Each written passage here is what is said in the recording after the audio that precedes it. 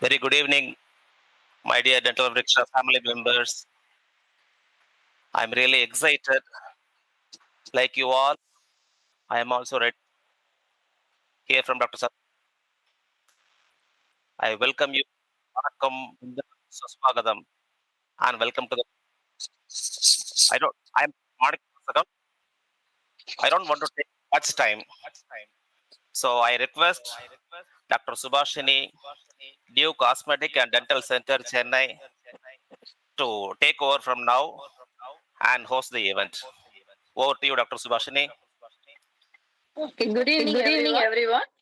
Thank you, Dr. Vasagam. It is our honor to welcome Dr. Chandramohan, oral maxillofacial surgeon, professor and head of the department, KSR Institute of Dental Science and Research, Thiruchengode.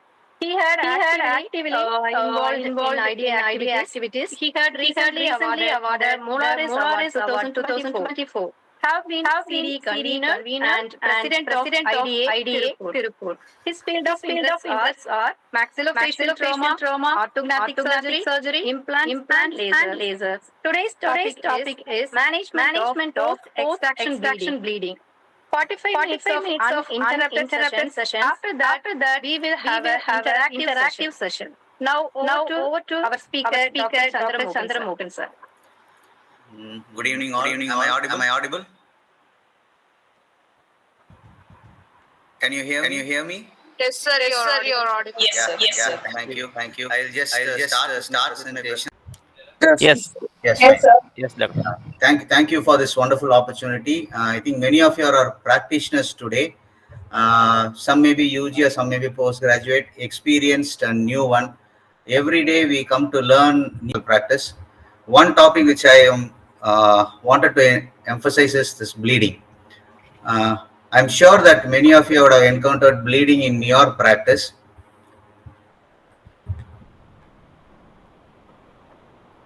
Just a small video.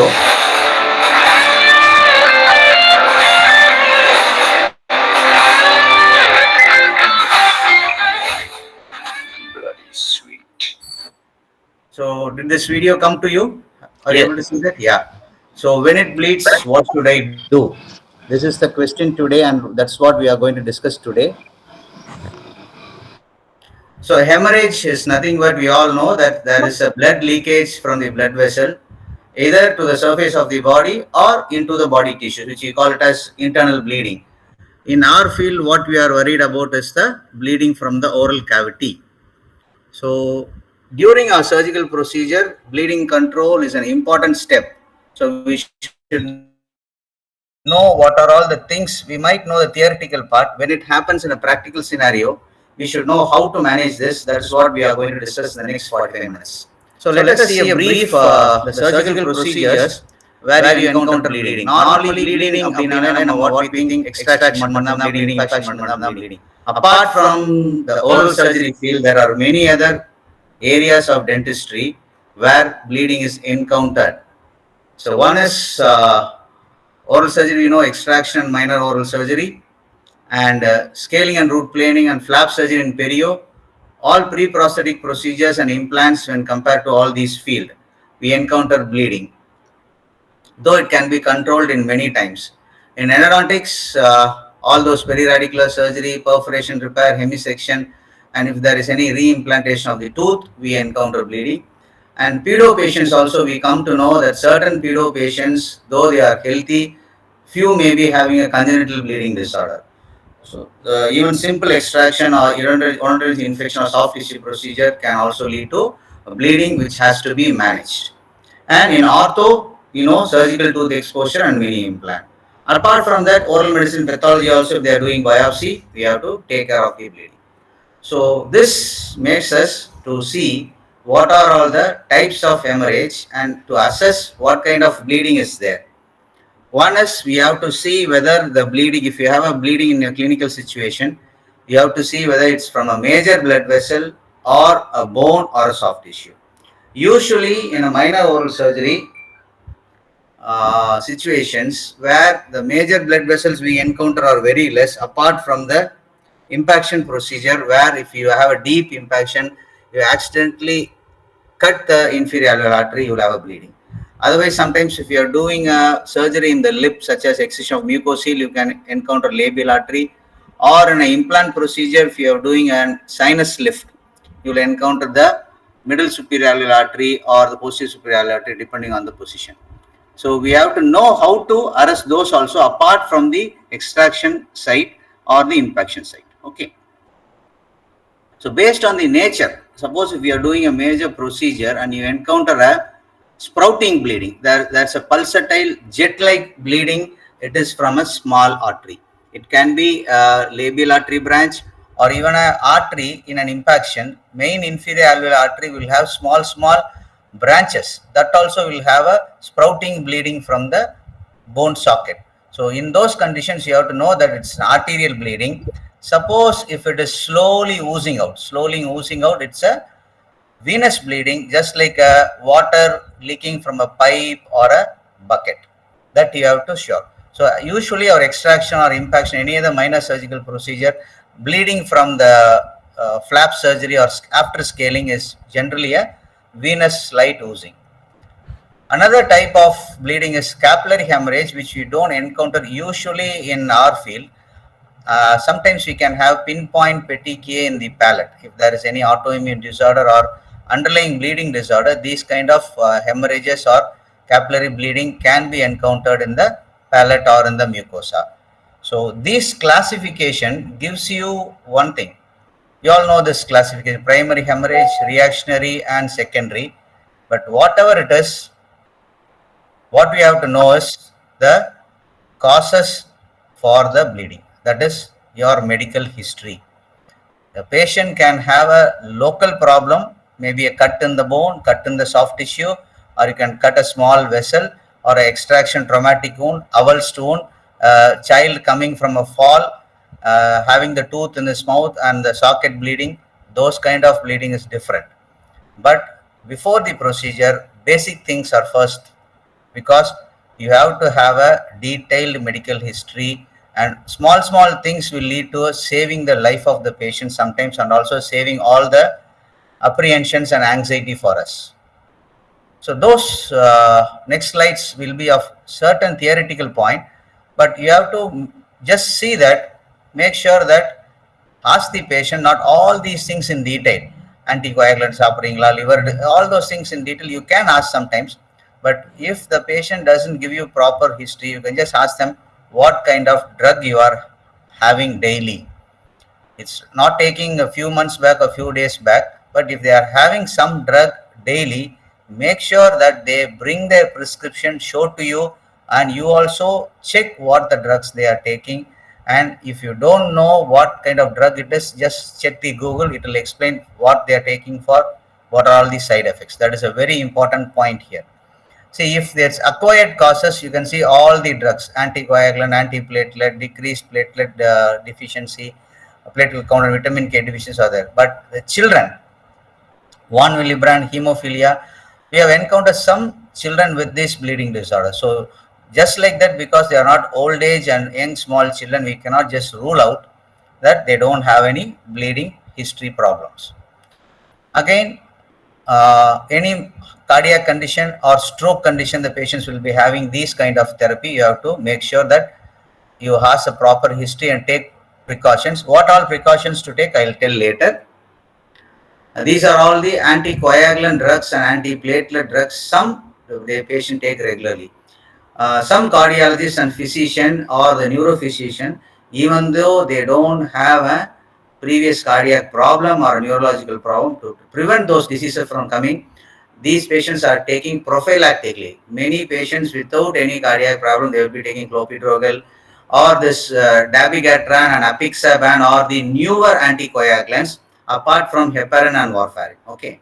So what these newer anticoagulants do is, if you remember your coagulation pathway, extrinsic and intrinsic pathway, these clotting factors, these anticoagulant drugs, heparin or warfarin, they block the whole pathway. But whereas this dabigatran, apixaban, only it chooses the selective pathway. So some clotting will be there, some bleeding will be there. So in these kind of conditions, say for example, if you see a patient with a transient ischemic attack or a previous history of stroke, taking an anticoagulant. You cannot just stop without asking the neurophysician's opinion. Even a cardiac patient, sometimes you can stop. Patient with a cardiac history, they themselves say, doctor போனதை நீங்கள் நிறுத்த சொன்னீங்க, நான் இன்னைக்கு நிறுத்திட்டு வந்துட்டேன், நானே 4 days நிறுத்திட்டு வந்துட்டேன். That is also wrong. But still, you can proceed if it's an emergency, only if it's an emergency. Otherwise, you have to check the cardiac status, get a cardiologist fitness before do it, because they would have gone for checkup 2 or 3 months later. Everything is okay. But now the present cardiac status will not be knowing what it is happening inside the heart.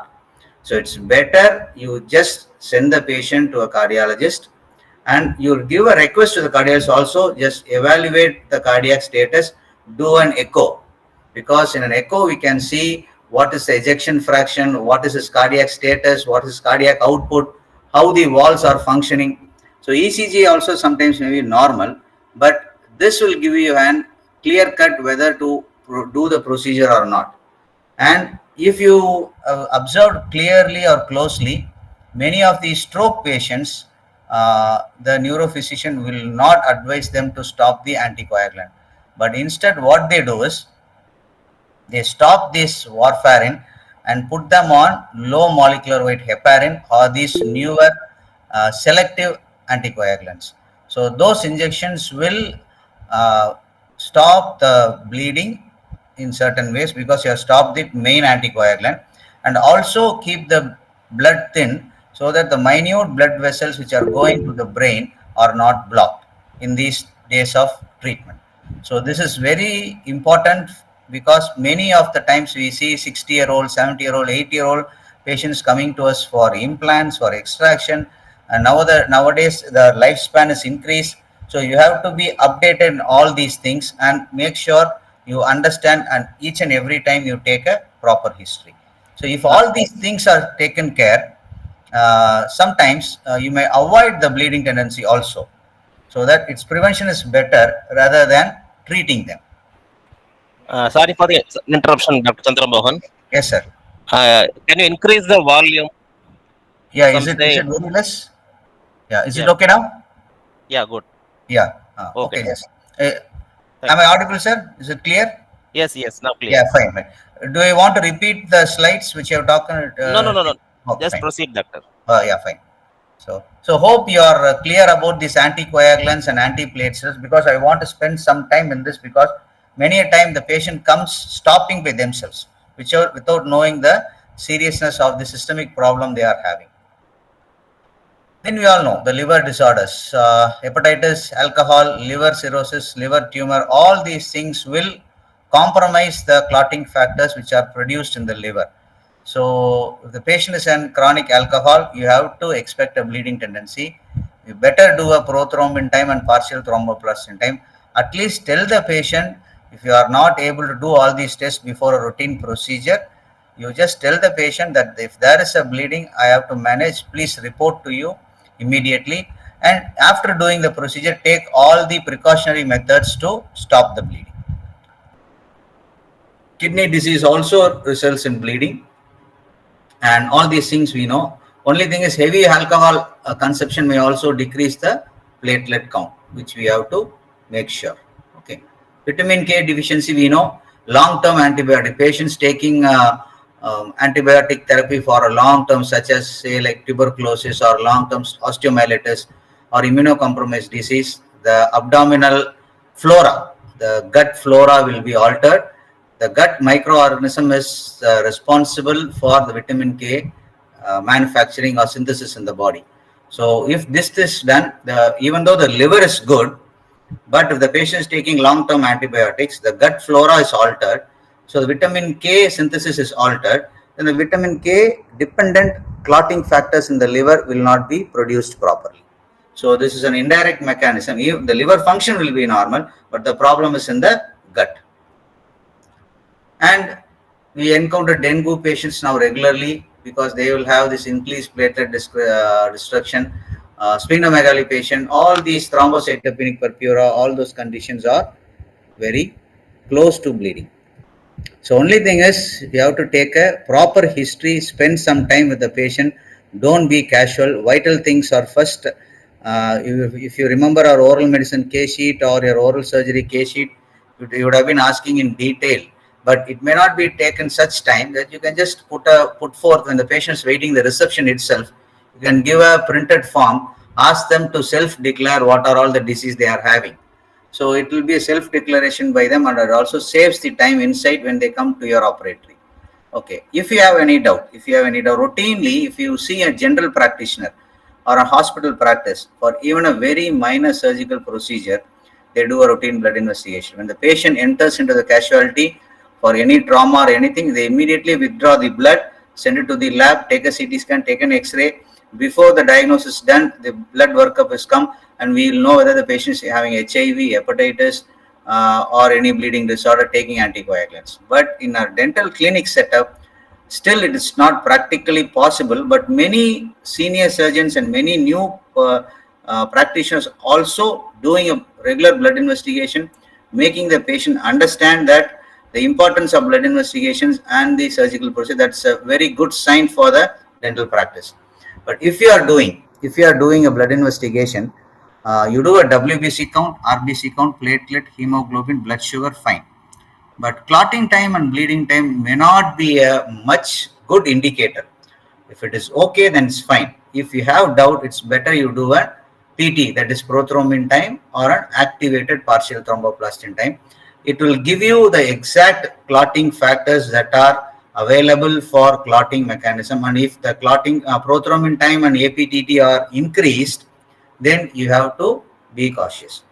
If it is an emergency situation, you have to admit the patient in the hospital, then do the procedure. It's not that we should deny the treatment to the patient.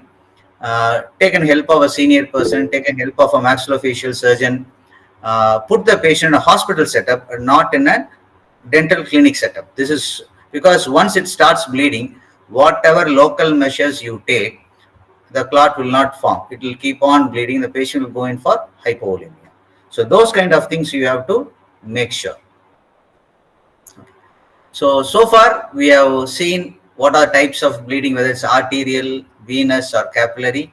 What are all the medical problems or the local problems the patient might present, whom they have a bleeding tendency, and what are all the procedures that we do can encounter bleeding. So the final part is, the important part is we should know. We know all the bleeding will come, but how to bleed, how to stop it, that is what is our main concern. So let us see step by step, and each and every point will be of practical usage, not much of theoretical. You can just listen and note it down. You all know mechanical method, thermal method, and chemical method. One method I have included as a spiritual method. You will see now here.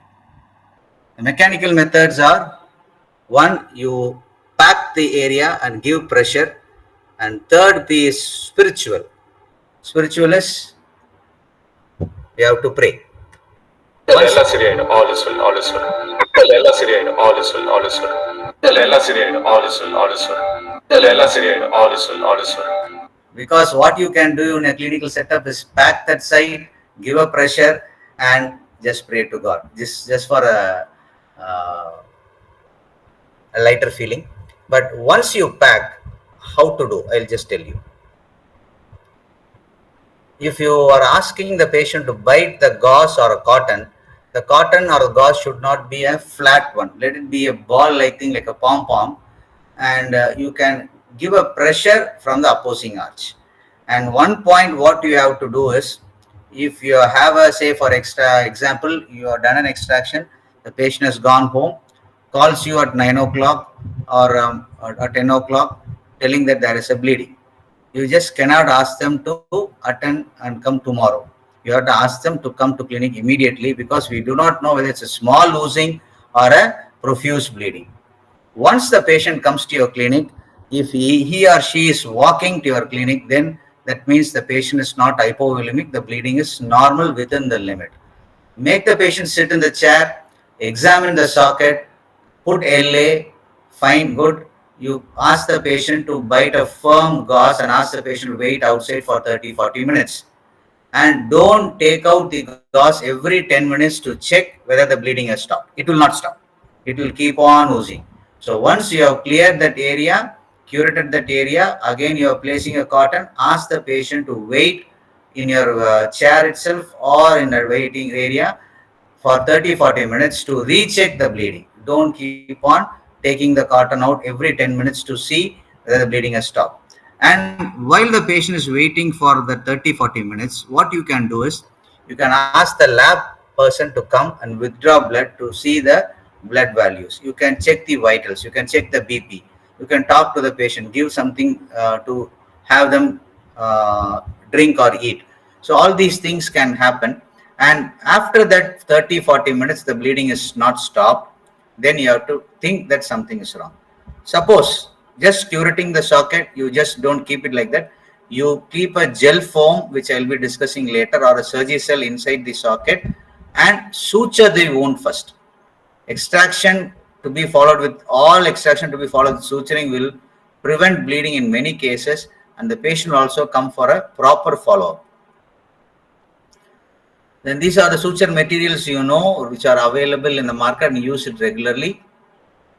And sometimes if you cannot put a suture, say for in a perio case, if you have done a scaling or a root planing or a flap surgery without asking the history of the patient's under aspirin or anticoagulant, the bleeding will keep on coming. In those cases, we cannot put a suture, we cannot place a gauze pack.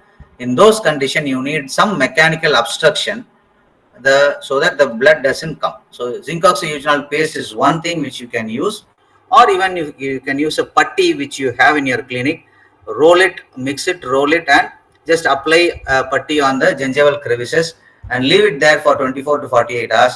This bleeding will slowly stop if there is no medical history problem. So moving on to the thermal methods, those mechanical methods are you pressure and pack, the bleeding has to stop by itself by clotting mechanism regularly. But thermal methods is you can use a thermal cautery, electrocautery, laser, or ice. Ice is generally for preventing hematoma, not directly stop the bleeding, but you can do a thermal cauterization. If you don't have an electrocautery unit in your setup, one simple step is you can heat a ball burnisher, small ball burnisher, which you do for GP condensing or GP cutting. Heat it red hot and isolate that area and keep the ball burnisher on that particular bleeding point. I'll just show you the video. You heat this ball burnisher or a small plastic instrument. If there is a bleeding from the socket, you retract the flap, put a thorough suction inside. You can use a small metal suction tip, not a plastic tip, so that it goes inside the socket and you can identify where the oozing is. Take that red hot bleeding area and just place it inside the socket where the bleeding is. Just keep it there. It will burn the bone. You can see the bone becoming black, and that area will stop bleeding. But before putting that area, that suction has to be inside the socket so that you see the bone directly and the bleeding point directly. Is this point clear? Or if you have any doubt, we will ask. We'll discuss in the interaction time. Next is the electrocautery, more or less the same like thermal cautery. We have small portable electrocautery unit. You can just buy it around. It comes around 2,000, 3,000, or 4,000 something. It will be very useful in stopping the bleeding from the soft tissue, from the bone, or you can do a tongue tie release also. You can do a frenectomy there. So it will be very useful for even your vestibuloplasty, doing a biopsy. It is available in Amazon. You can get it and use it regularly, and you will not have any fear of bleeding. And lasers, but lasers will not be useful for very large amount of bone bleeding. A small bleeding from a periodontal pocket can be treated by lasers. Ice pack you give for reducing the swelling, but not for active bleeding inside the socket. But only thing is the time and method of giving ice pack. Ice pack is for vasoconstriction to reduce the edema because of inflammation. So it has to be given immediately after the procedure. At least 20 minutes time intermittently keep the ice pack. Then 20 minutes you just leave it like that. Don't keep the ice pack. Again, after 20 minutes, start giving the ice pack intermittently over that area. Again, 20 minutes gap. So like this, you can give for 3 to 4 or 5 hours time, but it is effective only in the early stage. Next day onwards, after 24 hours, there is no usage for ice pack. If the swelling is there, that swelling will reduce slowly by enzymatic degradation only. The hematoma or edema will subside. But it has to be soft and fluctuant. It should not be hard and consolidated. For that, you can give an enzyme tablet, or you can give hot water fermentation and not a cold fermentation. Okay. So some of the chemical methods, these things you have to have in your clinic. Not all the things, especially like scaffold or matrix agent, gel foam, or biologically active Surgicel or Oxycel are available. And this adrenochrome tranexamic acid has to be there. Desmopressin has to be there. Bone wax is an option. So these hemostatic agents have their different roles and different mechanism of action in between them. But each and everything is unique. Suppose if you expect a bleeding, tranexamic acid will be useful in first 2 or 3 hours of time. So you can give an IM injection of tranexamic acid, or you can give a tablet also. Tropic E, TRATAC-E. Tranexamic acid with ethamsulate tablets are available in the medical shop. You can have it. Usually, gynecologists give for increased menstrual bleeding. So for our extraction also, you can give once or twice if you suspect a bleeding, or if you are not taken history proper or accidentally you have done an extraction without you are encountering a bleeding, you can do. Or sometimes in a patient with anticoagulant or aspirin therapy, you are doing it, stopping the drug for 3 days, an emergency you are doing, you can put the patient on tranexamic acid for some vasoconstrictive effect. Local measures, you are packing the gel foam inside. I'll show you in the next few slides how to use a gel foam and how to pack it in an extraction socket. Then you can just keep it there. It will slowly absorb after 24 to 48 hours. So these are all available in the market. Gel foam packs are there, surgical packs are there, tranexamic acid tablets, adrenochrome injections are there. Bone wax is there, but will not be useful for watch or thinking. But it's for long bone surgery, so you can have it. So now with this basic methods to control the bleeding, we'll see how we can manage bleeding from the various tissues. Okay. So management of bleeding from the bone. If you are doing a surgery, say for alveolarplasty or reduction, sometimes there is a bleeding from the bone. So you have to apply the bone wax, or you can pack the socket provided varnish, which has to be removed after.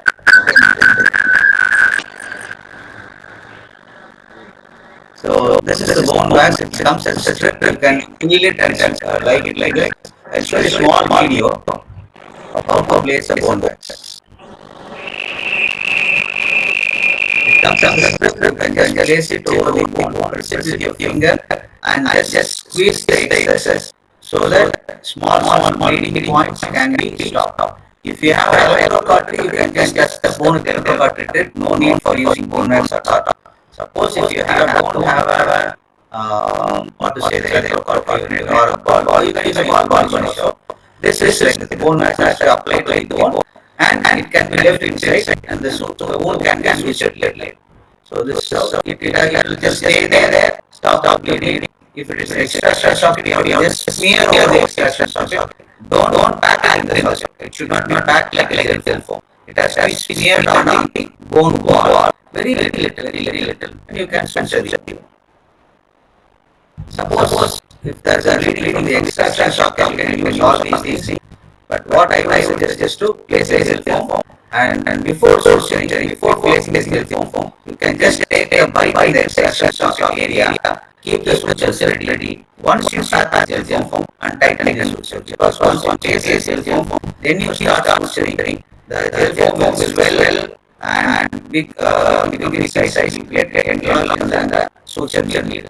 So you take all bites, put a suction, keep it ready, open the gel foam pack, place the gel foam and press it in the socket, then tighten the suture. This is a small video of how to place a gel foam. This is a big socket. I am wearing a bigger amount of gel foam pieces. small pieces are available readily, something around 10 to 15 pieces or 20 pieces for dental thing. This is just a case of when you are getting the system. You can either the gem is being pressed or placed to the socket. You can use a blood flash, like or razors, Assyrian, or blades, and just compress it. Then just leave it and switch it. Okay. Hope this video is clear.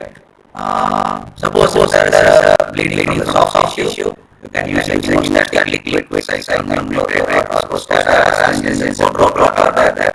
And best is the if you have a blood just sit on connect the tips, connect the earth pad to your hand. Just touch the bleeding area into one stop. You not worry. Under the layer, not be having pain. Okay. You can be doubly sure that the patient's bleeding is stopped. So the general measures to prevent hemorrhage is proper planning. You have to proper plan that is medical history. And during extraction, you have a proper during the surgical procedure, proper flap evaluation, not damaging the flap, respecting the soft tissue, and handling the soft tissue gently. So that the reduce the impact is not there, small things is not there.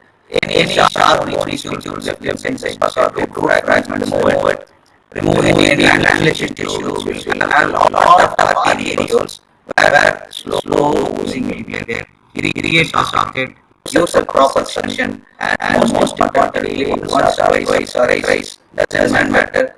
Give proper post-operative instructions clearly to the patient so that they understand. Because if you are a patient, if you are undergone a procedure, and you are dealing with pain or some anxiety in my mind, and the doctor comes to you and keep on giving all the instructions mechanically, most of these things are not in the doctor. You can have a writing instruction that you to a patient. Tell them, suppose if you are even more careful, ask your receptionist or staff to the patient on home, ask them to call them and say what's the instruction they follow. They are taking the tablet, all those things are not. If you follow this process, one is proper medical history, know where the bleeding, if you have any major anatomical knowledge, that is very important. And in spite of that, if there is a bleeding, don't panic, be calm. It's just a bleeding, that's all. It's not a bleeding from the private artery or aorta. It's a bleeding from the small arteries. Yes, there will be bleeding. Have a good section, good light. Put the AC, put some song, relaxly, track flat, identify the bleeding area, think what to do, make sure the patient there is profuse blood loss, long-term blood loss, supplement the IV fluids or glucose water or something to drink, make the patient stable first physically, then you stop the bleeding, and don't back the corner and check out every 10 minutes the bleeding has stopped. You will not stop. Wait time, do your blood investigations, keep on updating what are the related drugs patients are taking, and if these small things are taken care of, this bigger things will be automatically taken care of these small things. So, ending with the Thirukural, நோய் நாடி நோய் முதல் நாடி அது தணிக்கும் வாய் நாடி வாய்ப்பச் செயல். Because Dr. Manikavasan was our Tamil Mandram secretary when we are doing our college days. Thank you all for this wonderful opportunity. I'll just close this slide and come to you in Google Meet.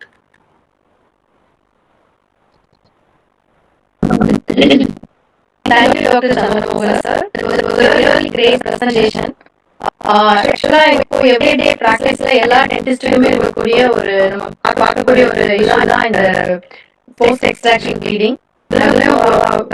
ரொம்ப senior டாக்டர்ஸ்க்கு அது ஒரு பெரிய விஷயம் தெரியாது. But அதுவே junior dentist அப்படின்னும் போது maybe நீங்க சொன்ன மாதிரி ஒரு பேனிக் ஆகலாம். பட் நீங்க கொடுத்த அந்த டிப்ஸ் எப்படி மேனேஜ் பண்ணணும், அந்த ட்ரீட்மெண்ட் பிளான் இப்போ கேட்க எல்லாருக்குமே அந்த ஃபியர் போயிருக்கும். ரொம்ப அருமையா இருந்தது doctor. Then I think everyone here will find helpful actually in this session. Now we are going to open the floor to questions from the participants. I'm happy to see Venki from Kadalur. Kudalur. Hi. Thank you, CM. INR level எந்த அளவுக்கு இருந்தா பேஷண்ட்டுக்கு எவ்வளவு இருக்கணும் INR level? INR normal value வந்து 1 சொல்லுவாங்க. 1 வந்து normal. One and a half times நம்ம textbook is saying that 1.5 times. It means for example, இப்போ பேஷண்டோட growth hormone time 12, blood labல இருக்க test value 12, 12 by 12 is called 1, divided by 12 is to 12 is 1. 1.5 times னா பேஷண்டோட அந்த லேபோட test value normal standardise value 12 seconds, பேஷண்டோட value வந்து 18 செகண்ட்ஸ்னா 1.5 times. அதே பேஷண்டோட 24னா 2 times.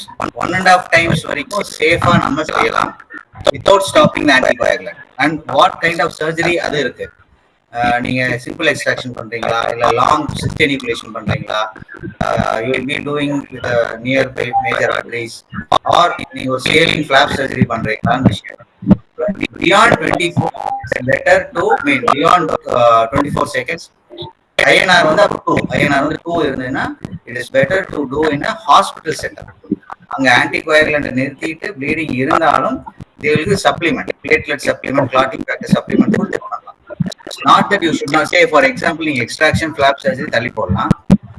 இன்னைக்கு எனக்கு பேஷண்ட் ஒருத்தர் லூட்விக் சாண்டியானாவோட வராரு, அவர் INR 24 செகண்ட்ஸ் இருக்கு, INR வந்து 2 இருக்கு, growth hormone time 24 seconds இருக்கு. I just cannot ask him to wait for 5 days. Airway problem வந்துரும், then he will go for respiratory depression. So I have to tell the risk, admit the patient in the hospital, take precautions to stop the bleeding, do the procedure and supplement with the clotting factors. Clotting ஒன்றும் இல்லை சரியில்லை sir, அவ்வளோதான் சொல்றீங்க, இப்போ ஒன்றும் சொல்லுறீங்க என்ன sir plan? கேக்குதா நான் பேசுறேன்?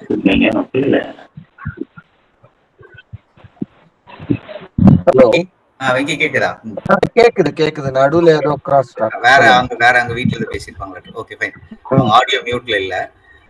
இதான் விஷயம், வேற ஒண்ணும் இல்ல. Just depending on the situation of the patient you have to check என்ன பண்ணலாம் அப்படிங்கிறது. 1.5 times சேஃப். நம்ம நார்மல் கிளினிக்ல செய்யற ப்ரொசீஜர்ஸ்ல 1.5 times சேஃப்.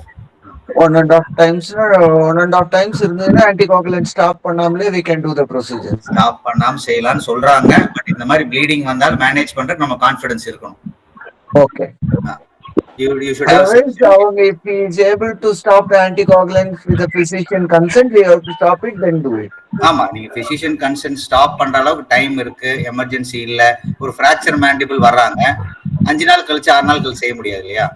ஒரு extraction can delay, scaling can delay, biopsy can delay. So அது மாதிரி தான், depending on what you decide, what type of procedure they come for. Okay. So இந்த ஹோல் இதுல நீங்க ஹைப்பர் டென்ஷன் பத்தியே சொல்லலையே. Hypertension okay fine, I will just touch it. Hypertension வந்து bleeding வரும், but apart from bleeding there are other complications of hypertension. Normal value 120/80, that is okay. But higher value, higher systolic எவ்வளவு இருக்கலாம், higher diastolic எவ்வளவு இருக்கலாம். I would prefer up to 140 or 160 systolic, you can safely do the procedure. Diastolic, make it 90 or 100. 100க்கு மேல diastolico, 160க்கு மேல systolico இருந்தா bleeding is not at all a big problem. But நீங்க LA கொடுத்து எக்ஸ்ட்ராக்ஷனோ procedure பண்றப்போ still the patient's BP will go high. Patients will have a micro embolism. அது போய் ஏதாவது ஹார்ட்லயோ இல்ல பிரெயின்ல ஸ்மால் வெசல்ஸ்ல போய் பிளாக் ஆச்சுன்னா patient will have stroke. That is what. So 180 200 இருக்கு அப்படின்னா you have to make the patient understand that what is the problem. Only emergency you have to do, otherwise you don't do it. Same thing hypotension also. Hypotension 80-60 தான் உங்களுக்கு இருக்கு, அதுதான் base டைம்னா you have to take a physician opinion.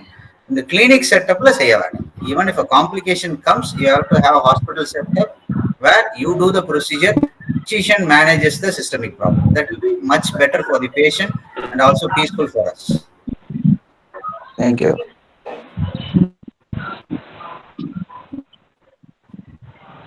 டவுட்டே இல்லையா எல்லாரும்?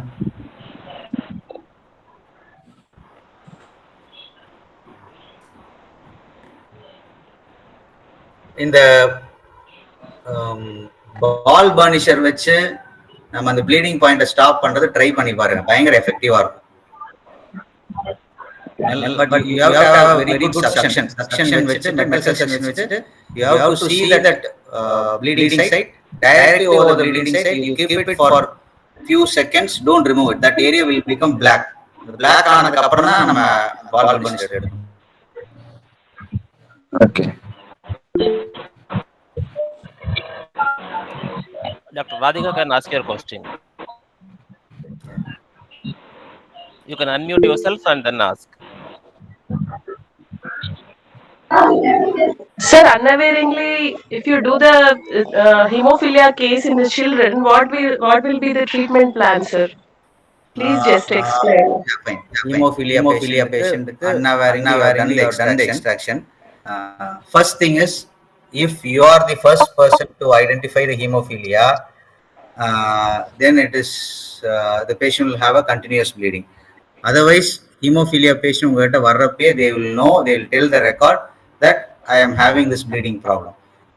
History நம்ம கேட்டுட்டாலே எல்லா ப்ராப்ளம் சால்வ் ஆயிரும். Suppose like in a situation you have done and I also encountered in my clinical practice ஒரு 8-year-old boy நல்லா தான் இருப்பான்னு சொல்லி எக்ஸ்ட்ராக்ட் பண்ணிட்டேன், நெக்ஸ்ட் டே வரைக்கும் ப்ளீடிங் ஸ்டாப் ஆகல. Then we did a clotting mechanism profile, அதில் வந்து வான் வில்லிபிராண்ட் டிசீஸ்னு வந்தது.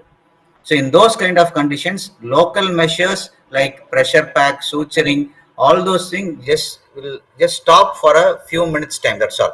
You have to admit the patient in the hospital, give him platelet aggregate or vitamin 8, factor 8, it's not vitamin, factor 8 or 1 milligram factor is available in the blood banks.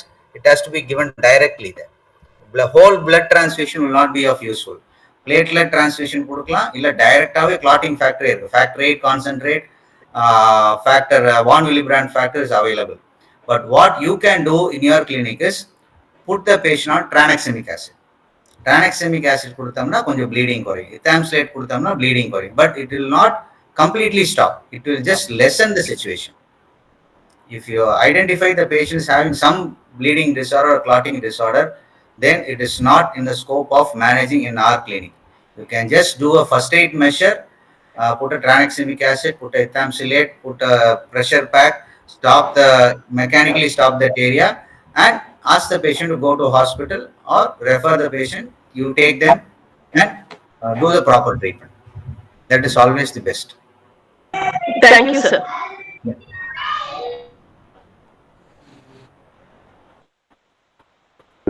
And Dr. Chandramohan, few say we have to stop only we did not stop antiplatelets. Few say we have to stop at least for 4 days. So why is the controversy? Every time we have to check with the cardiologist or we can direct? Sir, two things, antiplatelet, anticoagulant into வச்சுக்கங்க. Antiplatelet is just to prevent the platelet from forming a platelet plug. So அதை stop பண்ணாமையே நம்ம extraction பண்ணலாம். But you should be making sure that you have all the measures to suture the wound, and even if there is some bleeding, you can have to tackle that problem. But as per cardiologist, they can anticoagulant na kandipa stop பண்ணனும், aspirin na stop பண்ணாம பண்ணலாம்ங்கறதா. Same thing, anticoagulant கூட now the cardiologist and the neurophysicians are not asking us to stop directly. They will give a alternative selective anticoagulant. So clotting கொஞ்சம் நடக்கணும், நம்மளுக்கு ப்ளீடிங்கும் ஆகக்கூடாது, ரெண்டையும் balance பண்ணுவாங்க. Even if in case for doubtfully or without knowing you have done the extraction, you can very well get away with aspirin alone. Anticoagulant இருந்தா bleeding இருந்துட்டே தான் இருக்கும். Aspirin இருந்தா sometimes platelet plug forms and it clots also, because clotting mechanism அங்க work பண்ணிட்டு தான் இருக்கும். Platelet plug form ஆயிருச்சுன்னா then clotting will automatically take that place. So there will not be much bleeding. But the patient is having anticoagulant, then the scenario is different. Clotting ஆகாது. Venki?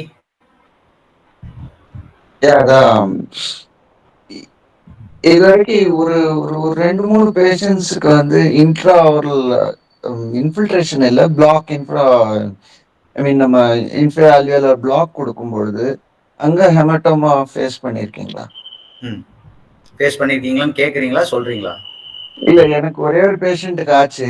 அதுல இருந்து அதை prevent பண்றதுக்கு as soon as I give an injection, I plug a cotton inside. Cotton இதை வச்சுட்டு அவனுக்கு byte பண்ண வச்சுட்டு ஒரு ப்ரெஷர் பேக் கொடுக்குற மாதிரி. will it work or நம்ம எவ்வளவுதான் டபுள் ஆஸ்பிரேஷன் பண்ணிட்டும் நம்ம என்னதான் பண்ணியிருந்தாலும் நிக் பண்ணியிருந்தோம்னா உள்ள ப்ளீட் ஆக சான்சஸ் இருக்கா? கண்டிப்பா. அதாவது நீங்க ஆஸ்பிரேஷன் பண்ணி ஃபர்ஸ்ட் இதுலயே பாசிட்டிவ் ஆஸ்பிரேஷன் வந்துருச்சுன்னா, what you do, you slightly withdraw the syringe, then you change the position and deposit the solution. அதாவது இது வந்து என்ன பண்ணும், this will prevent the LA solution from going into the blood vessel, அவ்வளவுதான். But நம்ம பிரிக் பண்ண blood vessel இருந்து blood வந்துட்டு தானே இருக்கும். அது வந்து ஸ்லோவா வந்து அந்த இடத்த ஃபுல்லா ஃபில் பண்ணி அந்த ஹெமட்டோமா கவுண்டர் ப்ரெஷர் வந்தாதான் bleeding from the artery will stop. So அந்த ஹெமட்டோமா வந்து போஸ்ட், அதனால தான் நீங்க இந்த மாதிரி positive aspiration or after the surgical procedure next day onwards you ask the patient to open and close the mouth so that this hematoma does not get organized into a clot. I mean, clot will not get organized, அது firm ஆகாது. So it will start dissolving. Movement இருந்துட்டே இருந்தால் dissolve ஆயிரும். நீங்க இது இமீடியட்டா prevent பண்ணணும்னா what you, cotton வச்சு கடிக்கிறதுக்கு பதிலாக நீங்க உங்க ஃபிங்கர் வச்சு, இண்டெக்ஸ் ஃபிங்கர் வச்சு அந்த மீடியல் சர்ஃபேஸ் ஆஃப் தி ரேமஸ்ல கொஞ்சம் ப்ரெஷர் கொடுக்கலாம். For how many minutes? After ஒரு 5 LA ஒர்க் பண்ற வரைக்கும். இல்லைன்னா one more thing is you can ask the patient, instead of closing the mouth, you ask the patient to widely open the mouth. Open பண்ணாங்கன்னா medial pterygoid muscle வந்து contract ஆகும். Close பண்றப்போ relax ஆயிரும், அந்த space நிறைய இருக்கும். Contract open பண்ணாங்கன்னா contract ஆகும், that will minimise the bleeding to a certain extent, அவ்வளவுதான். பட் அது ஒரு இன்ஃபீரியர் ஆர்டரியில இருந்து ஹெமட்டோமா வந்து it's not a big issue. only thing patient say trismus வரும். PSA நர்வ் பிளாக் கொடுக்கறப்போ டெரிகாய்டு பிளெக்ஸஸ் வெயின்ல இருந்து வர ஸ்வெல்லிங் தான் இமீடியட்டா எல்லே கொடுத்து முடிச்சு வெளியே எடுக்கிறதுக்குள்ளே ஸ்வெல்லிங் வந்துடும். அது 2-3 டைம் என்கவுண்டர் பண்ணிருக்கேன். அது ஒண்ணும் பண்ண முடியாது, ஒண்ணும் பண்ண வேண்டாம், ஜஸ்ட் பிரஷர் தான், தானா குறைய வேண்டியது. Excuse me, sir. It's time to wind up, dear friends. No, doctor, 1 minute. Dr. Priyanka is waiting with the question. Yeah. Time ஆயிடுச்சா? Yes, no problem, we can. And Dr. Venkatesh Raja is also waiting, so we can finish. Any other persons, please raise your hands and then we can take yours also. Dr. Priyanka, please. Hi sir, I have a question. Like, if a patient has stopped aspirin one day before extraction, and even if the bleeding has not stopped, can we prescribe tranexamic acid to that patient immediately? Yes, you can. You prescribe tranexamic acid, but beyond that is taken systemically. Okay. Beyond that, you can take all the steps to stop the bleeding. Local measures like pressure pack, putting a gel foam, tightening the socket, suturing the socket. Ask the patient to have a mechanical obstruction there, and then you give tranexamic acid also. But ask the patient to discontinue aspirin. That is all. And when he should start aspirin again? That is very good. Suppose if the patient has stopped 4 days back or 5 days back, now you have done the extraction. Usually anticoagulant or the antiplatelet, whatever it is, has to be restarted 24 hours after that, after your procedure. Suppose today night I am doing an extraction, tomorrow night or day after tomorrow onwards they can start. Okay. We can give 1 dose of tranexamic acid if needed. Even you can give 2 or 3 doses also, nothing will happen. Oh, okay. Thank you. Yeah. The tablet is available, Tropic E, TRAPAC-E, tranexamic acid with ethamsulate. It is very effective in stopping the bleeding. Okay. But if we need it immediately, we can go for systemic like IV, IM. IV, I'm not very sure. IM is okay. Okay. IM is okay. Yeah. Thank you. Yeah. Dr. Venkatesh, please. Hello, sir. Yes. Sir, I have a patient, sir. I had one patient. Sir அவங்களுக்கு வந்து நான் scanning பண்றப்பயே ஜிஞ்சவல் சர்க்கஸ்ல இருந்து bleeding ஊஸ் out ஆகிட்டு இருந்தது. நான் பேசிக்கா manage பண்ண நம்ம எல்லையை வச்சு ஸ்டாக் பண்ணியது, அடுத்ததான் வந்து எத்தாமோஸ்லேட் வச்சு எல்லாமே கம்ப்ரஸ் பண்ணி பார்த்துமே அந்த ப்ளீடிங் அரெஸ்ட் ஆகலைங்க சார். இமிடியேட்டாவே நான் பக்கத்துல ஜெனரல் பிசிஷியனுக்கு இது பண்ணி பிளட் பேசிக் பிளட் இன்வெஸ்டிகேஷன் பண்றப்ப கிளாட்டிங் டைம் எல்லாமே வந்து கரெக்டா இருந்தது. Bleeding time, clotting time, CBC, platelet எல்லாமே கரெக்டா இருந்ததுங்க சார். ஐவிஏ அவங்க உடனே ஸ்டார்ட் பண்ணிட்டாங்க சார். ஸ்ட்ரிப்டாவிட் கேஸ் ஸ்டார்ட் பண்ணியிருந்தாங்க. அப்பயும் வந்து அந்த அந்த ப்ரீமோலார் சைடுங்க சார், லைக் 3-4, 3-5 அந்த ப்ளீடிங் அரெஸ்டே ஆகலைங்க சார். ஓகே. தென் அவங்க வந்து அதர் கொஞ்சம் பெரிய இதுக்கு ஸ்பெஷாலிட்டி ஹாஸ்பிட்டல் அனுப்பிச்சாங்க. அங்கேயும் வந்து இது லோக்கலா தான் வருதுன்னு சொல்லி அங்க ஒரு டென்டல் கிளினிக் அனுப்பிச்சாங்க. அவரு பட்டி வச்சு கம்ப்ரஸ் பண்ணி பார்த்தாரு, அப்பயும் அரெஸ்ட் ஆகலைங்க சார். தென் பேஷண்ட்டை வந்து ஜிப்மருக்கு அனுப்பிச்சிட்டாங்க சார். தென் பேஷண்ட்டுக்கு வந்து 24 to 36 ஹவர்ஸ் ஆச்சுங்க சார். அவங்க அந்த கிளாட்டிங் ஃபேக்டர்ஸ்ல ஒண்ணு இதா இருந்தது அப்படின்னு சொல்லி, ஏன்னா எனக்கு ஃபுல்லா அதுக்கப்புறம் அவங்க ரிப்போர்ட் பண்ணலைங்க சார். பேஷண்ட் திருப்பி அதை ரிப்போர்ட் பண்ணல. ஏன்னா இந்த மாதிரி பேஷண்ட்டுக்கு நம்ம இன்வெஸ்டிகேஷன்ல நமக்கு எதுவுமே தெரியலைங்க சார். எப்படிங்க சார் இதை நம்ம ஐடென்டிஃபை பண்றது, இது எப்படி நம்ம என்கவுண்ட் பண்றதுங்க சார்? சரி, அதான் நீங்க வந்து ஸ்டெப் பை ஸ்டெப்பா தான் நம்ம பண்ணி ஆகணும். ஏன்னா நீங்க வந்து கிளினிக்ல பண்ணிட்டீங்க. Bleeding normal bleeding after scaling கூட அப்நார்மலா ஃபீல் பண்ணிருக்கீங்க, ஸ்டாப் ஆகல, பட்டி வச்சீங்க, you can keep zinc off, all these things are mechanical pressure. அதுக்கப்புறம் ஸ்டாப் ஆகல அப்படின்னா பிளட் டெஸ்ட் பண்ணீங்கன்னா நீங்க என்ன பண்ணிருப்பீங்க, எல்லா கம்ப்ளீட் பிளட் கவுண்ட்ல தான் பண்ணிருப்போம். கிளாட்டிங் ஃபேக்டர்ஸ் பார்த்துருக்க மாட்டோம். இனிஷியலா யாரும் கிளாட்டிங் ஃபேக்டர் பார்க்க மாட்டாங்க. 24 to 36 ஹவர்ஸ்க்கும் அந்த ஊசிங் இருந்துட்டே இருக்குது அப்படின்னா there is some systemic problem in the clotting mechanism. அப்போ நீங்க கிளாட்டிங் ஃபேக்டர்ஸை டெஸ்ட் பண்ணா மட்டும்தான் என்னன்னு தெரியும். ஃபேக்டர் 8 இருக்கலாம், ஃபைப்ரினோஜனா இருக்கலாம், இது ஸ்டுவர்ட் ஃபேக்டரா இருக்கலாம், எதா வேணா இருக்கலாம். ஸோ அந்த ஃபேக்டர் என்ன டிஃபிஷியன்சின்னு பார்த்துட்டு அதை கொடுத்தா மட்டும்தான் நிற்கும். இது எப்படிங்க சார் நம்ம இதை வந்து நம்ம ஸ்டெப் பை ஸ்டெப்பா பண்ணி தான் ஆகணும், பேஷண்ட்டுக்கு புரிய வச்சு தான் ஆகணும். இது வந்து நம்ம எடுத்த உடனே எல்லா பேஷண்ட்டுக்கும் நம்ம கிளாட்டிங் மெக்கானிசம், கிளாட்டிங் ஃபேக்டர் பார்க்க முடியாது இல்லையா? So you are the first person to identify. So the patient hereafter for whatever procedure he goes, he will tell that I am having a clotting problem. Sometimes நம்ம தான் first diabetic கண்டுபிடிப்போம், sometimes hypertension, அந்த மாதிரி தான் இது. This happens very rarely, but good that you have taken proper steps. And நம்மளுடைய limitations வந்து moral and medico legal வந்து என் கிளினிக்ல என்னால மேனேஜ் பண்ண முடியல, நான் அப்படியே அனுப்பல. நான் பேஷண்ட் எல்லா டெஸ்ட்டும் பண்ணேன், ஹாஸ்பிட்டல் போனாங்க, அங்கேயும் டெஸ்ட் பண்ணி பார்த்தாங்க, லோக்கல் மெஷர்ஸ் எடுத்தோம், அதெல்லாம் ரெக்கார்ட் பண்ணி வச்சுட்டு ஹையர் சென்டருக்கு போய் ஜிப்மர்ல வந்து ஜிப்மருக்கு போறப்ப அவனுக்கு எல்லாம் கேக்கு தூக்கி கொடுத்த மாதிரி எல்லாம் நீங்க டெஸ்ட் பண்ணி வச்சுட்டீங்க, எதுவுமே ரெடி ஆகுது, ஆன்சர் டைரக்ட்லி. ஓகேங்க. கிளாட்டிங் ஃபேக்டர் பார்த்தா போதும்னு முடிச்சிருப்பாங்க. So JIPMER becomes a big hospital. That's all.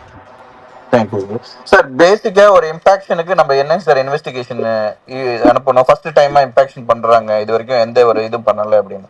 நம்ம பேசிக்கா வந்து WBC கவுண்ட், சிபிசின்னு போடுங்க, கம்ப்ளீட் பிளட் கவுண்ட், சரியா? Okay sir. அதுல வந்து WBC, RBC, platelet, differential count வந்துடும். நியூட்ரோஃபில்ஸ் எவ்வளோ இருக்கு, மோனோசைட்ஸ் எவ்வளோ இருக்கு, பேசோஃபில்ஸ் எவ்வளோ இருக்குலாம் வந்துடும்.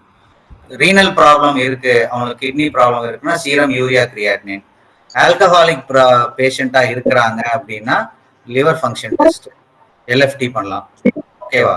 கார்டியாக் ப்ராப்ளம் சாப்பிட்டு இருக்கிறாங்கன்னா prothrombin time and partial த்ரோம்போபிளாஸ்டின் time.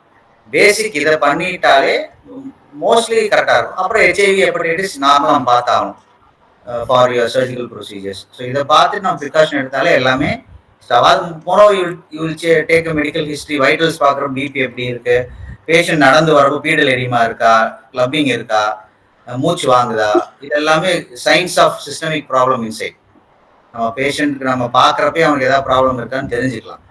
Young patient mostly இந்த ப்ராப்ளம்ஸ் வராது, பட் பேசிக் இன்வெஸ்டிகேஷன்ஸ் இது பண்ணிக்கலாம், no problem. Suppose WBC count ஹையா இருக்குன்னா ஆல்ரெடி பாடியில் எங்கே இன்ஃப்ளமேஷன் இருக்கும், பிளேட்லெட் கவுண்ட் ரொம்ப கம்மியா இருந்தால் அதை நம்ம யோசிக்கலாம்.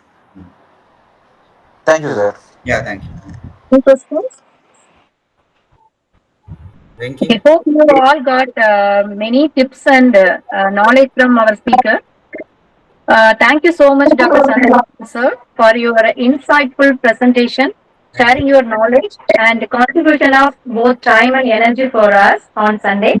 We loved every moment. I would like to thank Dr. Monica Vasagam and Dental Vriksha for this wonderful program. Thanks a lot to our wonderful family members too. Catch you all again with another interesting topic very soon. Take care. Yeah, thank you so much. I'll also be happy to share more knowledge in few. Sorry, one minute. Solunga. Doctor, I think Dr. Priyanka wants to ask something. Priyanka, sorry. Yes, Yes, sir. Priyanka. Sir, how the renal outcome serum creatinine impact our surgical procedures? Oh, renal problem. Yeah. Renal problem irundhaduna bleeding will be there. Patient will have hypertension. One. Then the medications what you are giving are excreted by the kidney. So you have to make sure that certain drugs which are excreted by the kidney you should avoid. NSAIDs you should avoid. Yeah. You cannot give Brufen, paracetamol, aceclofenac or diclofenac. You have to go for Ultracet, that is tramadol. Those things will matter. Not about the extraction alone. The medication which you give will matter. Okay. Okay. Thank you. அந்த இதுல sir paracetamol liver தானே excrete பண்ணுது. Paracetamol நான் kidney பேஷண்ட்டுக்கு left and right paracetamol கொடுத்துட்டு இருக்கேன். கொடுக்கலாம். Paracetamol கொடுக்கலாம், ட்ரமடால் கொடுக்கலாம். Ketrol DT? Ketrol not advisable so much. Oh. Ketrol இந்த கேட்டகரியில தான் வரும். NSAIDs தான் வரும். ட்ரமடால் காமனா கொடுப்போம். ட்ரமடாலோட ப்ராப்ளம் என்னன்னா patient will have giddiness, nausea and vomiting. That will be very irritating to the patient. Paracetamol is best. Paracetamol 1 gram paracetamol is there, not that 500 milligram. Paracetamol is best. If you go to a hospital, if you admit a patient there, they have stopped using diclofenac because of kidney problem. They are giving paracetamol 1 gram IV. One, it is costlier, good for the pharmacy, and moreover, you don't get a renal problem. Okay. Thank you, sir.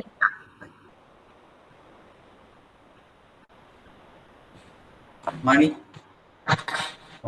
Thank you, Doctor. Yeah, thank you. Thank you, Dr. Subhashini, for the wonderful hosting. Dr. Chandramohan, thank you so much. Thank you. And thank you all the Dental Rickshaw family members. See you again with another wonderful program. Thank you. Thank you, CM. Thank you. Thank you. Enjoy. Thank you, sir. Thank you so much, sir. Okay, thank you, ma. Thank you. குரூப்ல ஏதாவது doubt இருந்தாலும் message போட சொல்லலாம்ல Mani? Sure. Okay, I'll do that. Sure. Okay. Okay, wind up பண்ணிடலாமா? பண்ணிடலாம். Okay, thank you.